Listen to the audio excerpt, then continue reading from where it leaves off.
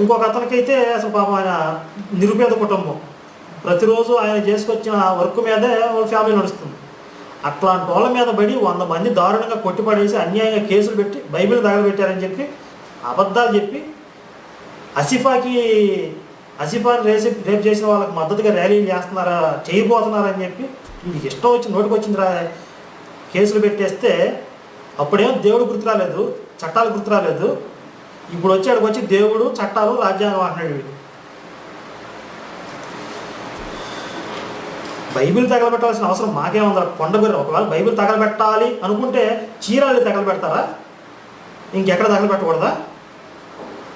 ఆసిఫాని రేపు చేసిన వాళ్ళకి మద్దతుగా ర్యాలీ చేయాలనుకుంటే అక్కడికి ర్యాలీ చేయాలా? చీరాలు ఫస్ట్ టైం వాళ్ళు వెళ్ళారు. ఎందుకు వెళ్ళారు? అక్కడ గ్రూప్ ఫామ్ చేయడానికి, శివశక్తిని అక్కడ ఫామ్ చేయడానికి, స్టార్ట్ చేయడానికి వెళ్ళారు. అసలు ఏమాత్రం బలం లేని చోటకి వెళ్ళి ర్యాలీలను బైబిల్ తగలబెట్టడానికి చేస్తారు.